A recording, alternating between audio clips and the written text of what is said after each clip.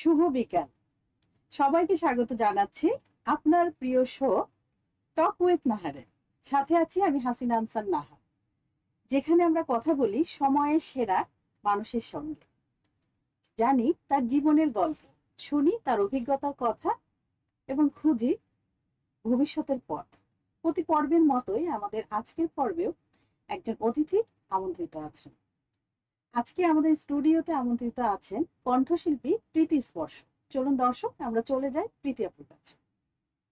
কেমন আছেন প্রীতি আপু? আলহামদুলিল্লাহ, বরাবরের মতো ভালো আছি আপনাদের দোয়ায়। আপনাকে খুবই প্রীতি লাগছে। থ্যাংক ইউ সো কি মাচ। নিয়ে চলছে ব্যস্ত? আপাতত গান এবং উপস্থাপনা এবং মডেলিং তিনটাতেই সমানভাবে ব্যস্ততা যাচ্ছে। আচ্ছা, আর নিউজ প্রেজেন্টেশনে? নিউজ প্রেজেন্টেশনে এখন বর্তমানে আমি তো আসলে নিউজের সাথে আছি সেই 2010 সাল থেকে। সো রাইট নাও আমি কোথাও স্ক্রিনে নিউজ পড়ছি না, বাট তার থেকে অনেক বড় একটা দায়িত্ব পালন করছি।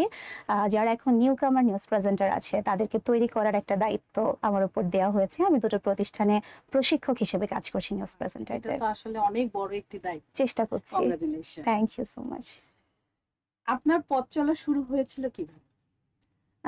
পথ চলাটা শুরু হয়েছিল একদম গান থেকে। যদি বলি যে মিডিয়া সেক্টরে আমার পথ চলা কি থেকে, যেহেতু অনেকগুলো ডিপার্টমেন্টে আমার কাজ, শুরুটা হয়েছিল গান থেকে। একদম ছোটবেলা, বাল্যকাল যেটাকে বলা যায়, তাও কত তখন বছর থেকে। বয়স থেকে? আমি 5 বছর বয়স থেকে গান শিখছি মার কাছে।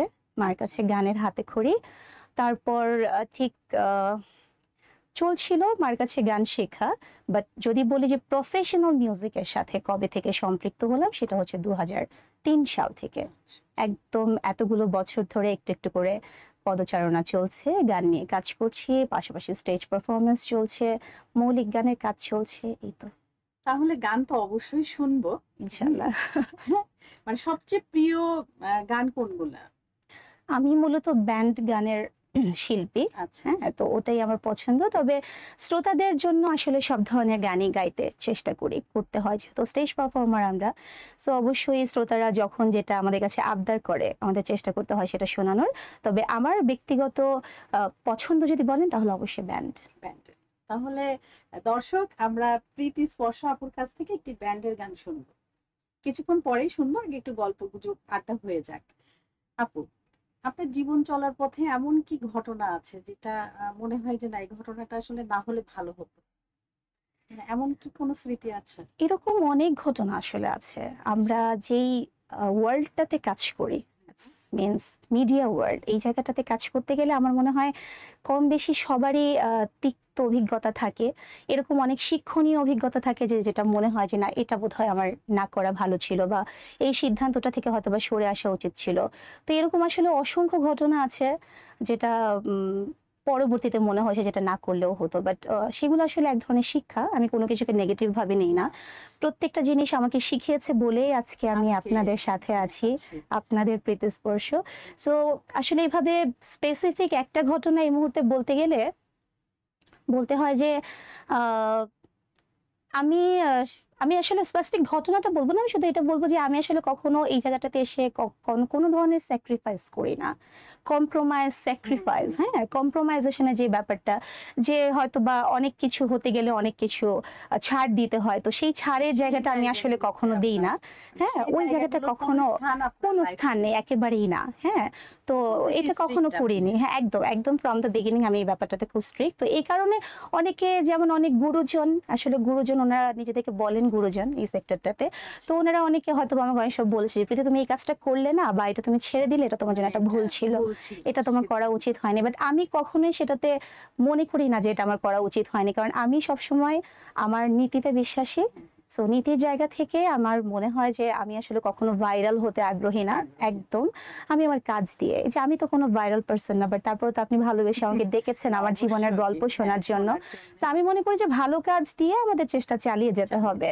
কোনো ধরনের স্যাক্রিফাইস, কম্প্রোমাইজ, যে খুব নর্মাল কিছু ওয়ার্ড মিডিয়াতে, ব্যক্তিত্বকে বিলীন করে দিয়ে কোনো কিছু পাওয়ার মধ্যে কোনো কৃতিত্ব কোনো নেই। কৃতিত্ব নেই। হ্যাঁ, একেবারেই না। এবং মানসিক শান্তি, আমি চাই যে দিন শেষে আমি শান্তি মতো ঘুমাতে যাব, আমার ভেতরে কোনো অপরাধ বোধ থাকবে না, কোনো ধরনের মনে হবে না যে তার জন্য আমার প্রায়শ্চিত্ত করা উচিত।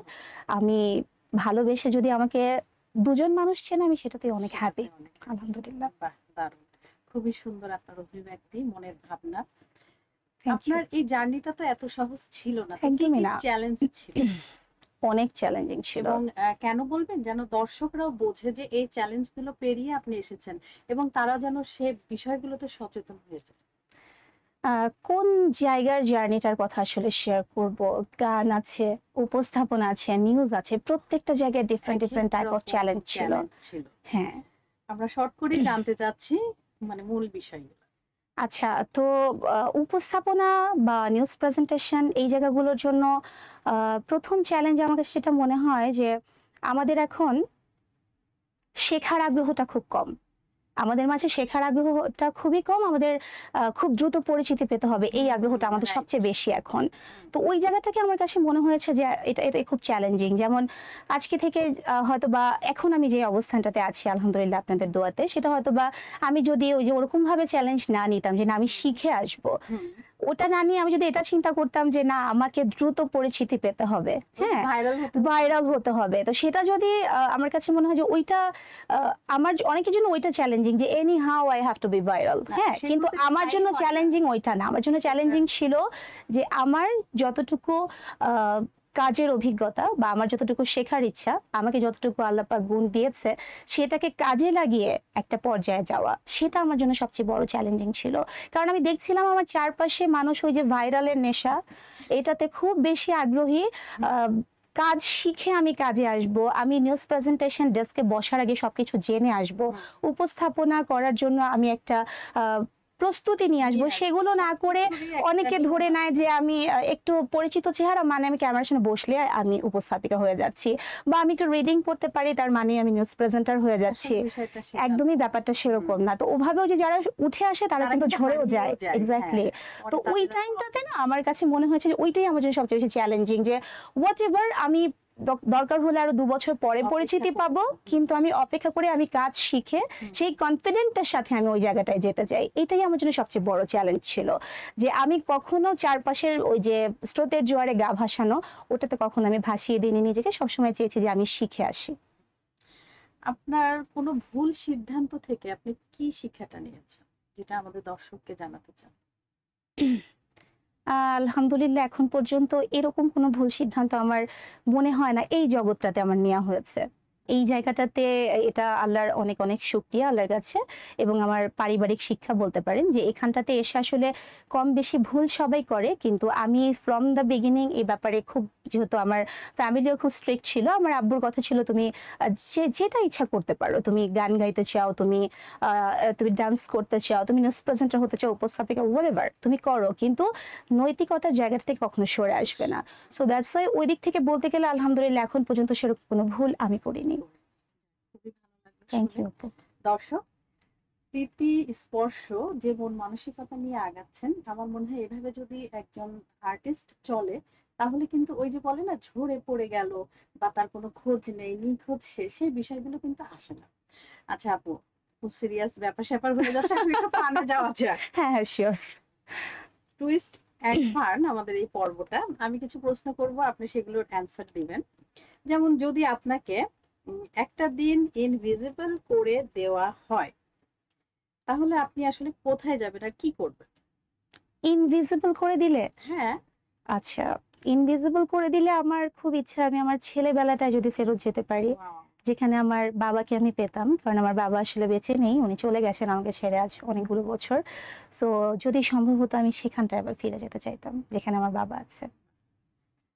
আসলে আমরা যারা মেয়েরা আছি আমরা প্রত্যেকেই মানে আমাদের বিয়ের পরে আমরা কিন্তু আমার হাজবেন্ডের মানে যেটা দেখি যে বাবার একটা ছায়া খুঁজি, আর ছেলেরা আমি শুনেছি মায়ের একটা ছায়া আচ্ছা। খুঁজে। তো মেয়েদের আসলে খুবই মানে কাছের শেয়ার করার গল্পগুলো কিন্তু আমরা বাবার সাথে বেশি করে True. থাকি। তো খুবই ভালো লাগলো শুনে। আচ্ছা, আরেকটি প্রশ্ন, আপনি যদি নিজের জীবনের একটা সিনেমা বানাতেন নিজের জীবন নিয়ে, হুম, নামটা কি হতো? স্পর্শের আর বাইরে। আর কাকে আপনি কাস্ট করতেন নায়িকা হিসেবে? আচ্ছা, নামটা আমি বলে ফেলেছি যে নামটা হচ্ছে স্পর্শের বাইরে। ওয়াও। হ্যাঁ, তো কাকে কাস্ট করতাম? হ্যাঁ, কোনো আপনার অপশন চরিত্রে। আছে? না, কোনো অপশন অপশন নেই, আছে? অপশন আপনার ইচ্ছে। মানে বর্তমানে যারা কাজ করছে তাদের মধ্যে থেকে কাউকে আমার বলতে হ্যাঁ হবে? হ্যাঁ বলেন, বর্তমানকেই বলেন, সমস্যা নেই। আমার চরিত্রে আমি কাকে দিতাম? হ্যাঁ অবশ্যই। আচ্ছা, এটা খুব কঠিন প্রশ্ন। তা হয়ে গেল, একটু চিন্তা করুন, এটা সমস্যা খুব নেই। কঠিন প্রশ্ন যে কাকে হুম, দেয়া যায়। আসলে কখনো নিজের চরিত্রে বর্তমানে যেসব আমাদের হিরোইনরা কাজ করছে হুম, ফিল্ম ইন্ডাস্ট্রিতে তাদের কাউকে নিয়ে আসলে ওভাবে ভেবে দেখিনি। বাট তারপরও যদি আপনার নাটকের ইনস্ট্যান্ট কাউকেও নিতে পারেন। নাটকের কাউকে যদি নিয়ে থাকি হুম, তাহলে আমি তানজিন তিশা আপু ওনার কথা বলবো। কারণ ওনাকে আমার কাছে মনে হয়েছে যে চ্যালেঞ্জিং ক্যারেক্টারের জন্য শি ইজ পারফেক্ট। আমার ব্যক্তিগতভাবে তাকে খুব পছন্দ। সো ওই জায়গাটা থেকে আমার জীবনের পথ চলা যতটুকু চ্যালেঞ্জ আমার জন্য ছিল, যত কাঠখড় পেরিয়ে আমার এখানে আসতে হয়েছে, আমার কাছে মনে হয় যে she is perfect for this character. না, তিশা আপুর ফ্যান অনেক আছে, আমি নিজেও আমিও। তিশা আপুকে অনেক লাইক করি। আচ্ছা, আমার নেক্সট প্রশ্ন, মনে করেন হঠাৎ একদিন সকালবেলা উঠে দেখলেন আপনি সুপারস্টার না, একজন সাধারণ স্কুল গোয়িং স্টুডেন্ট, ওকে। তখন কি রিয়াকশন হবে? সাধারণ স্কুল গোয়িং স্টুডেন্ট তো একসময় ছিলাম। সো তার মানে হচ্ছে আমি আবার সেই ছেলেবেলায় ফিরে যাব। So I will be happy. আমি খুশি হব। তাই না? হ্যাঁ, আপনি তো বলছেনই হ্যাঁ, আপনি হ্যাঁ, ফিরে হ্যাঁ, যেতে আমি চান। ফিরে যেতে চাই। সো ওটা হলে কিছুক্ষণ আমি খুবই আগেও হ্যাপি হব। আমরা শুনলাম। আচ্ছা, যাক, অ্যান্সারটা কিন্তু খুবই দারুণ ছিল। আচ্ছা, সোশ্যাল মিডিয়ার কোন ট্রেন্ড আপনাকে হাসতে হাসতে কাঁদিয়ে ফেলে? সোশ্যাল মিডিয়া ট্রেন্ড হচ্ছে আহ, আমি কোনো ব্যক্তি বিশেষের নাম উল্লেখ করব না। কিন্তু কিছু বিষয় আছে যে আমরা দেখছি যে মানে খুব বেশি হচ্ছে ভাইরাল এগুলা, হচ্ছে, হ্যাঁ, খুব বেশি ভাইরাল হচ্ছে যেগুলো দেখতে আসলে মাঝে মাঝে খুব হাসি পাচ্ছে, মাঝে মাঝে খুব খুব বিরক্ত বিরক্ত হচ্ছি। হচ্ছি, রাইট।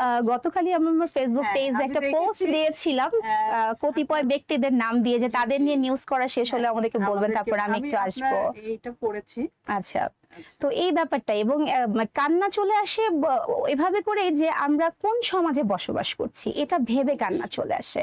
যে একটা বিষয় দেখতে দেখতে, একটা অনৈতিক বিষয় দেখতে দেখতে আমরা বিরক্ত হচ্ছি এবং বিরক্তির একটা পর্যায়ে তখন সমাজের অবক্ষয়ের ব্যাপারটা চিন্তা করে তখন মনে হয় যে আসলে এত স্ট্রাগল আমাদের, এত সংগ্রাম, আমাদের সংস্কৃতি কোন পর্যায়ে চলে চলে গেছে, যাচ্ছে, সমাজ ব্যবস্থা কোথায় চলে গেছে, যে এগুলো দেখছি আমরা হাসছি, এগুলো আমাদের হজম করতে হচ্ছে, না চাইলেও দেখতে হচ্ছে।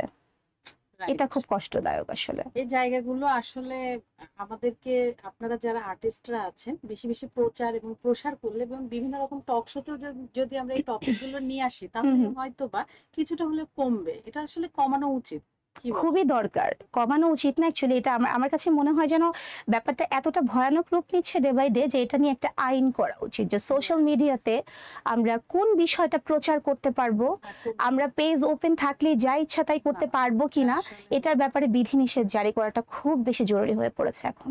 দারুণ একটা কথা বললেন। আচ্ছা, ডায়েট তো করছেন না? হ্যাঁ, একদম। ভয়ানকভাবে করতে হয় আমাকে এটা। তাই না? হুম, হুম। আচ্ছা, কোন খাবারটা দেখলেই আপনি আসলে ডায়েটটা ভুলে যান? বিরিয়ানি। ও মাই গড, এটা তো আমারও ব্যাপার। এটা চিকেন দেখলে বিরিয়ানি ভুলে না যায়। বিফ না মাটন এনি নাকি kind of kacchi? Biryani, any kind of biryani. মানে বিরিয়ানি আমি এত বেশি পছন্দ করি যে আচ্ছা, যেটাই হোক না কেন আমি জাস্ট ভুলে যাই যে না আমি ডায়েটে আছি। এটা হয় না তো? সবাইকে কি বলেন, হ্যাটাও হ্যাটাও বিরিয়ানি হ্যাটাও, হ্যাঁ, এরকম হ্যাঁ, তো? এরকম বলা হয় যে না আমার সামনে করবা না আর প্লিজ। বাসায়, বাসায় কি বাসার হয়? ব্যাপারটা তো ওখানে তো লিটারেলি বকাবকি শুরু হয়ে যায় যে আমি ডায়েটে আছি আর এখনই তোমাদের বিরিয়ানি খেতে ইচ্ছে করছে। যখন গেস্ট আচ্ছা ঠিক আসে আছে, আমি তখন? যেদিন বাইরে যাব সেদিন তোমরা করো। ঠিক আর আছে। বিশেষ আয়োজনে, বিশেষ প্রোগ্রামগুলো? বিশেষ আয়োজনের জন্য আগে থেকে একটা প্রস্তুতি থাকে যে একদিন তো চিট মিল থাকে আমাদের ডায়েটে। আচ্ছা, আমি যেহেতু ইন্টারমিটেন্ট ফাস্টিংটা করি সব সময়, তো তখন দেখা যায় যে চিন্তা করে যে ওকে অমুক দিন যেহেতু আমার সে গেস্ট আসবে সেদিন আমাকে একটু বিরিয়ানি খেতেই হবে, তাহলে এই তো পুরো সপ্তাহ খুব স্ট্রিক্ট একটা আচ্ছা, ডায়েট করে যাতে আচ্ছা। ওই দিনটা একটু খেতে পারি। এবং তার মানে সেটা হজম হওয়ার জন্য কিছু বোরহানি টাইপ বা টক দই টাইপ বা লেবু? হ্যাঁ, হ্যাঁ, লেবু আহ পানিটা সবসময় খাই। আচ্ছা, হ্যাঁ, একদম। ওইটাই জানতে হুম, হুম, হুম। চাচ্ছিলাম। তো দর্শক, আপনারা জেনে গেলেন কিন্তু ওনার টিপস যে উনি মানে যখনই হেভি খাবার খাবে, রিচ ফুড খান, উনি উনি কিন্তু লেবু পানিটা রাখছেন। এটা কি গরম পানিটা নাকি নরমাল পানিটা? আচ্ছা, লেবু পানির ব্যাপারে এটা একদম মানে ক্রিস্টাল ক্লিয়ার। অনেকে এটা মানে একটা ভুল করে যে প্রচন্ড গরম পানির হ্যাঁ, ভেতরে লেবু একটু পানিটা তখন তো দিয়ে ফেলে, ভিটামিন পুষ্টিগুণ নষ্ট পুরোটাই হয়ে নষ্ট যায়। হয়ে যায়। হ্যাঁ, তো এটা খুব সহনীয়, জাস্ট একদম ওয়ার্ম ওয়াটার যেটাকে বলে কুসুম গরম, ওটার মধ্যে জাস্ট লেবুটা মিক্স করে খাওয়া, এটা অ্যাকচুয়ালি খুব ইফেক্টিভ হয়। আমি সবসময় এটা মেনটেন করি। আচ্ছা, এবার অন্য প্রশ্নে চলে যাচ্ছি।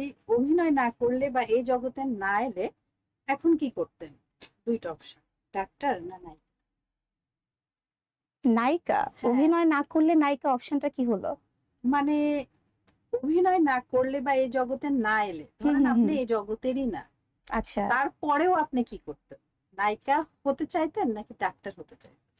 এই জগতের যদি একেবারেই আমার পদার্পণ না থাকতো তাহলে ডক্টর হতে চাইতাম। আমি আপনার পেশেন্ট হতাম। আগে থেকেই বুক করে রাখলাম আর কি। যদি কখনো হয়ে যায় হ্যাঁ, আবার। এই এখন তো অনেক কিছুই হচ্ছে না। সম্ভব সেটাই। কিভাবে জানি এই যে স্মৃতিশক্তি ফিরে আসছে, হ্যাঁ, হ্যাঁ, হ্যাঁ। মাথায় আঘাত পাচ্ছে, আবার আগে নিয়ে চলে আসছে। হুম, মানে হুম। অনেক আর কিছু এখন তো হচ্ছে আপনার। শর্টকাট যুগ, তো শর্টকাটে অনেক কিছু হয়ে যায়। হ্যাঁ, তো বলা প্লাস্টিক যায় না, হতেও সার্জারি পারে। করিয়ে অন্য একদিন হ্যাঁ। চলে আসছে। মানে অনেক কিছু হতে পারে আর কি। আচ্ছা, সেলিব্রিটি লাইফে কোন জিনিসটা সবচেয়ে বিরক্তিকর লাগে? সৎ উত্তরটা দিবেন। একদম সদুত্তরটাই দিব। সেটা হচ্ছে যে আমি গানের জায়গা থেকে যদি বলি, হুম, সেটা হচ্ছে যে আমি আজকে আপনার অনুষ্ঠানে এসেছি। আপনি আমাকে খুব ভালোবেসে আ একটা গান শুনতে চাচ্ছেন যে, "আপু একটা গান আমাদেরকে শোনাতে হবে।" হুম, সেটা একটা ভিন্ন জিনিস। কিন্তু আ এই ব্যাপারটা খুব বিরক্তিকর হয় যে পথে ঘাটে কারো সাথে দেখা হয়ে গেল, অথবা কেউ হয়তোবা একটা কল করলো, হয়তোবা সে আমার পরিচিত জন। কল দিয়ে, হুম। "প্রীতি একটা গান শোনাও।" এই ব্যাপারটা খুব এটা বিরক্তিকর। আসলে খুব এটা খুব বিরক্তিকর, এবং এমনও হয় যে হয়তোবা আমি একটা রেস্টুরেন্টে আছি। হুম, হয়তো একটা ফ্যামিলি গেট টুগেদার বা হুম, ফ্রেন্ডস গেট টুগেদার। সময় হয় না যদিও আসলে এই ব্যাপারগুলো মেইনটেইন করার। বাট তারপরেও একটু চেষ্টা করি যে মাঝে, মাঝে অন্তত বন্ধুদের সাথে একটু দেখা করার। তো দেখা করলাম, আমি একটা রেস্টুরেন্টে হয়তো আছি। এখনকার যুগে তো আসলে আমরা জানি যে রেস্টুরেন্ট ছাড়া দেখা সাক্ষাৎ করার আমাদের সেরকম কোনো জায়গা নেই, হুম, লোকেশন নেই।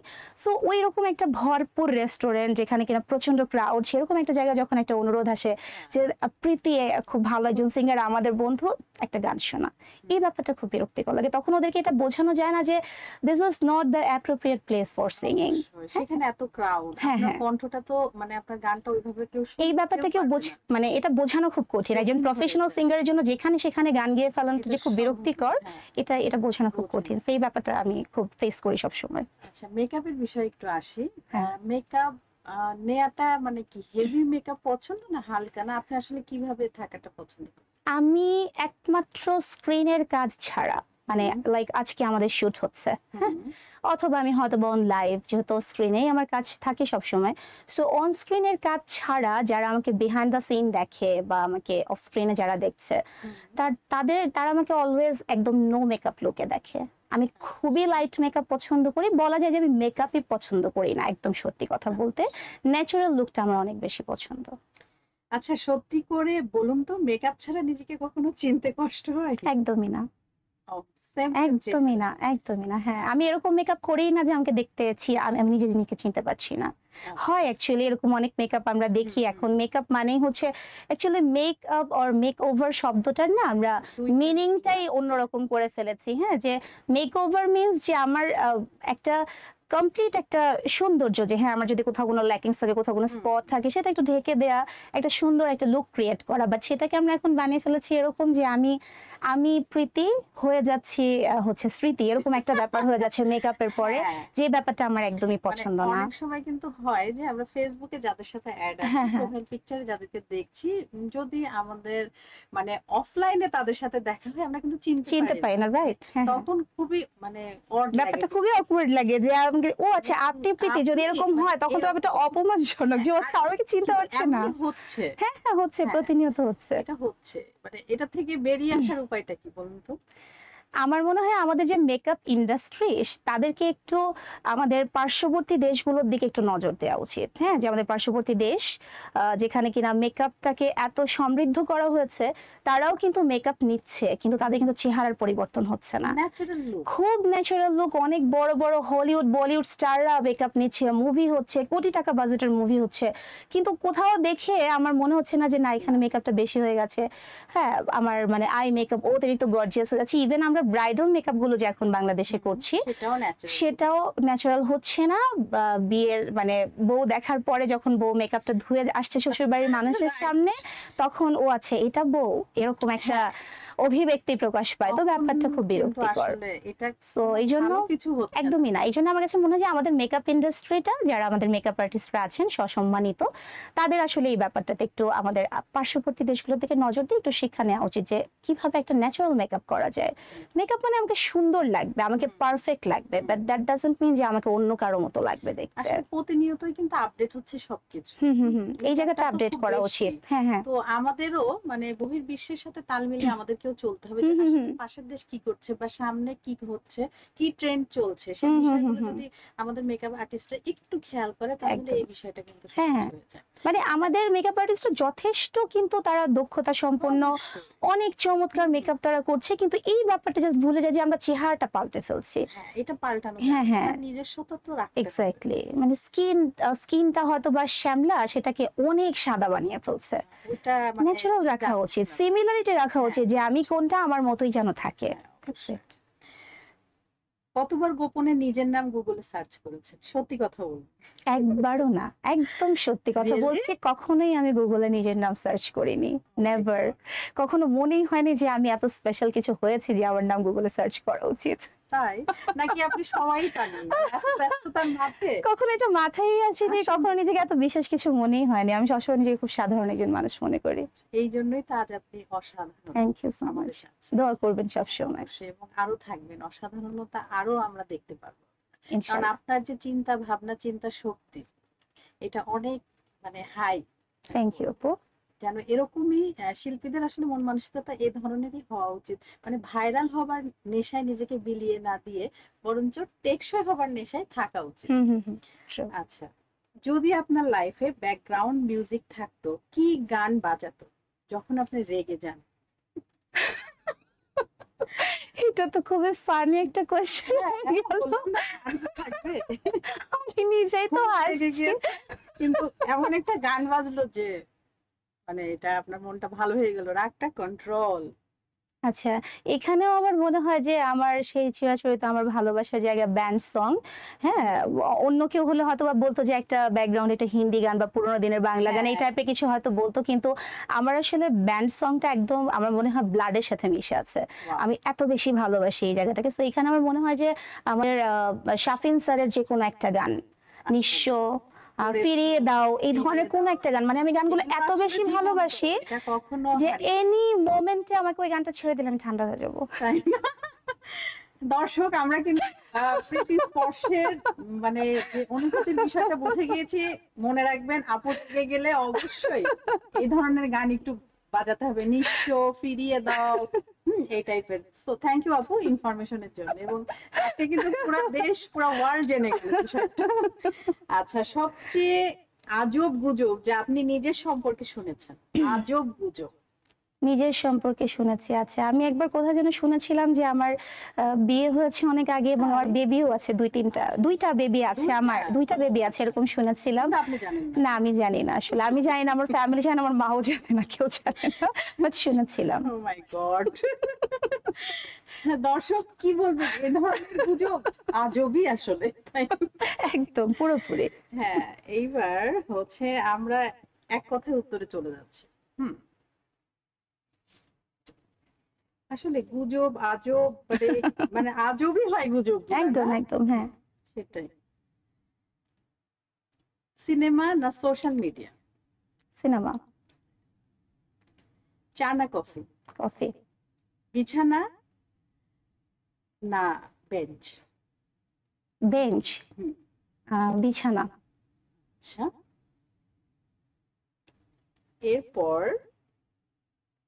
বউ না বর? প্রশ্নটা খুব আজব, বউ নাকি বর, যেহেতু আমি ফিমেল সো বউই হবে। আচ্ছা, বউ। আচ্ছা, ফ্যান না হেটার? ফ্যান্স। তাই না? ফ্যান্স পছন্দ তো অবশ্যই, হেটারদের কে পছন্দ কে করে? পছন্দ করে? তবে হেটার্সরা না পছন্দ না করলেও হেটার্সরা থাকবেই। থাকবে, কিন্তু হেটার্স না থাকলেও কিন্তু জীবনে মজা নেই। না, না, একদমই না। আপনার তাহলে কে বলবে? হুম, আপনাকে হুম, হুম, শুনতে হুম, হবে না? সেটাই। তো হেটার্সদেরও অনেক অনেক ধন্যবাদ। অবশ্যই, অবশ্যই, হ্যাঁ, হ্যাঁ, আমিও দেই। হেটার্সদের জন্য হেটার্স এর উদ্দেশ্যে আমি এটাই বলবো যে আপনারা আছেন দেখেই আমি নিজেকে শুধরানোর চেষ্টা করি। হুম, আপনারা আরো বেশি বেশি করে আমাকে হেট করেন, কোনো সমস্যা নাই। আমি আরো বেশি অনুপ্রাণিত না, হব। অবশ্যই। আর ফ্যান আমি বলেছি এই কারণেই যে ফ্যান হচ্ছে আমাদের অবশ্যই অনুপ্রেরণা। আমার জন্য অনেক বড় অনুপ্রেরণা। স্পেশালি আমার যারা ফ্যান, আমার এরকম অনেক ফ্যান আছে যে আজকে থেকে অনেক বছর আগে থেকে ধরেন হয়তোবা 2012-13 সাল থেকে তারা আমাকে ফলো করছে and still they are following me, হ্যাঁ? এবং রেগুলার মানে they are my die hard fan আলহামদুলিল্লাহ। আচ্ছা। সবসময় আপনার প্রবাসী অনেক খোঁজ ফ্যান খবর আছে। রাখছে। প্রবাসী অনেক ফ্যান আছে। এরকম হয় যে আমার ২-৩ দিন হয়তোবা আমি সোশ্যাল মিডিয়াতে অ্যাক্টিভ নেই। আমাকে নক দিয়ে, "প্রীতি আপু কি ঠিক আছে?" আমার পেজে নক দিয়ে, "প্রীতি স্পর্শ আপুর কি কোনো প্রবলেম হয়েছে? আপুর কোনো গান কেন দেখছি আচ্ছা। না?" তো এটা আসলে তারা আমার জন্য অনেক বড় একটা অনুপ্রেরণা। আর হেটার্সরা তো থাকবেই। থাকবে। হ্যাঁ, আপনারা তাদেরকে তো যদি জীবনের মজা জীবনে নেই। চলবে না সেটাই। সো দুটোই আসলে হ্যাঁ, ইম্পোর্টেন্ট। আচ্ছা ঘুরতে যাওয়া না বাসায় থাকা? ঘুরতে যাওয়া। লুক না ট্যালেন্ট? অবশ্যই ট্যালেন্ট, রাইট। অবশ্যই। লুক ক্রিয়েট করে নেওয়া যায়। এই যে বললাম কিছুক্ষণ আগে আমরা মেকআপ নিয়ে গল্প করছিলাম। সো মেকআপ দিয়ে একটা লুক ক্রিয়েট করে নেওয়া যায়। কিন্তু ট্যালেন্টটা আসলে ক্রিয়েট করা যায় না। এটা সম্পূর্ণ গড গিফটেড এবং নিজের চেষ্টা। Thank you so much. কিন্তু এখন আমার না খুব গান শুনতে ইচ্ছে করছে আপনার কণ্ঠে। অবশ্যই শোনাবো। দর্শক আপনাদেরও নিশ্চয়ই ইচ্ছা করছে যে প্রীতি আপুর সুকণ্ঠ থেকে একটি গান আমরা শুনি। হয়ে যাক। অবশ্যই। আমি আমাদের শ্রদ্ধেয় আয়ুব বাচ্চু স্যার, যেহেতু ব্যান্ড আমার একদম রক্তে মিশে আছে। সো আয়ুব বাচ্চু স্যারের এই গানটা ছোটবেলা থেকে শুনে বড় হয়েছি। হাসতে দেখো, গাইতে দেখো। Wow, এই গানটা এবং আসলেই ভালো। হ্যাঁ, এবং এই গানটা আমি ফর দ্য ফার্স্ট টাইম বাংলাদেশে একটা স্লো ভার্শনে কমার্শিয়াল কভার করেছিলাম। যেটা আমি ১ম করেছি। এটা অ্যান্ড ফিমেল কতদিন কভার। আগে? এটা 2019 এ করেছি আমি। হ্যাঁ। আচ্ছা, গানটা তখন কোথায়? খুব এটা একটা AB24 একটা চ্যানেল, ওটা ওখানে পাবলিশ হয়েছে। তো গানটা একেবারে ডিফারেন্ট। কারণ হাসতে দেখো এমন একটা গান যেটা যে কেউ গায়। সবাই কভার করেছে। যারা গাইতে পারে, যারা পারে না, যারা শখের singer, professional singer, everybody do that. কিন্তু আমার স্বপ্ন ছিল যে আমি এই গানটা একটা ডিফারেন্ট অ্যাঙ্গেলে করব, যেটা অন্য কেউ এখন পর্যন্ত করেনি। তো সেটা আমি করেছিলাম আলহামদুলিল্লাহ। একদম ওই সময় গানটা খুব জনপ্রিয়তা পায়। একদম স্লো একটা ভার্সন গান। হাসতে দেখো কিন্তু একটা ফাস্ট বিটার গান। তো ওটাকে আমি একদম স্লো একটা ভার্সনে করেছিলাম। Wow, সেটা আমি একটু আচ্ছা। শোনানোর হ্যাঁ, চেষ্টা করি। অবশ্যই আমরা শুনতে চাই। হাসতে দেখো, গাইতে দেখো, অনেক কথাই মুখর আমায় দেখো, দেখো না কেউ হাসি শেষে নীরবতা, বোঝে না কেউ তো চিনল না, খোঁজে না আমার কি ব্যথা, চেনার মতো কেউ চিনল না, এই আমাকে লা লা লা লা লা লা লা লা, লা লা লা লা লা, লা লা লা লা লা লা লা লা, লা লা লা লা, এই আমাকে। Thank you. ওয়াও, দারুণ দারুণ, খুবই সুন্দর। আসলে এই গানগুলো না কখনো মানে হারিয়ে যাবে না, কখনো মারা যাবে না। একদমই না, মানে কখনোই না। যখনই গাওয়া হয় মনে হয় যে সেই আগেরই অনুভূতি। একদম সারা জীবন সারা বেঁচে জীবন থাকার মতো বেঁচে গান। থাকার আয়ুব মতো। বাচ্চু স্যার নেই, কিন্তু গানটা রয়ে হ্যাঁ, গেছে এবং গানগুলো থাকবে রয়ে গেছে সারা এবং জীবন এই থাকবে। গানের মাধ্যমে কিন্তু উনি আমাদের মাঝে বেঁচে একদম। আছেন। এই যে এবং আজকে আমরা ওনাকে স্মরণ করলাম হ্যাঁ, এই অবশ্যই। গানটা এবং দিয়ে। আপনার কণ্ঠে কিন্তু চমৎকার ছিল। থ্যাংক মানে ইউ। এত বেশি আমি মানে আপনার গানে ভাসছিলাম যে আমি নিজেই গাচ্ছিলাম হ্যাঁ, আমার আপনার খুব ভালো সাথে। লাগছিল এই ব্যাপারটা যে আপু আমার সাথে গুনগুন করে গাইছে। আমার খুব ভালো লাগছিল। অনেক থ্যাংক ইউ। ধন্যবাদ আপু। আপনি আপনার ব্যস্ত সময় থেকে সময় বের করে আমাদের এই আয়োজনে এসেছেন। Thank you. আপনার জীবন, আপনার সংগ্রাম আর আপনার সুন্দর স্বপ্নগুলো সত্যি আজ আমাদের হৃদয় ছুঁয়ে গিয়েছে। আপনার কেমন লাগলো? আলহামদুলিল্লাহ। অনেক ভালো লাগলো আপনাদের সাথে। আসলে ব্যস্ত জীবনে কিন্তু কিছু সময় নিজের জন্য বের করতে হয়। তো এই যে যখন এভাবে এসে কোথাও জীবনের গল্প বলি এবং সেটা আপনার মতো কারোর সাথে, যে আমার খুব আপন, তখন আসলে ব্যাপারটা খুব আনন্দদায়ক হয় এবং এটা আমার কাছে মনে হয় যে এই সময়টা নিজের জন্য ভালো লাগার একটা সময়। থ্যাংক So, ইউ অনেক সো মাচ ধন্যবাদ। আপু। আপনাকে অসংখ্য ধন্যবাদ। টক উইথ নাহারে আসার জন্য আপনার জন্য অনেক অনেক শুভকামনা এবং প্রাণঢালা ভালোবাসা। আপনাদেরকে অসংখ্য ধন্যবাদ এবং টক উইথ নাহারের ফুল টিমকে অসংখ্য ধন্যবাদ আমার পক্ষ থেকে। Thank you. দর্শক, আমরা আজ অনুষ্ঠান এখানেই শেষ করছি। এতক্ষণ সাথে ছিলাম আমি হাসিনা আনসার নাহার। আবারও দেখা হবে নতুন কোনো অতিথিকে নিয়ে আপনাদের সবার মাঝে আগামী বুধ ও বৃহস্পতিবার বিকেল 4টায়। ততক্ষণ পর্যন্ত আপনারা ভালো থাকুন, সুস্থ থাকুন এবং আমাদের সাথে থাকুন। আল্লাহ হাফেজ।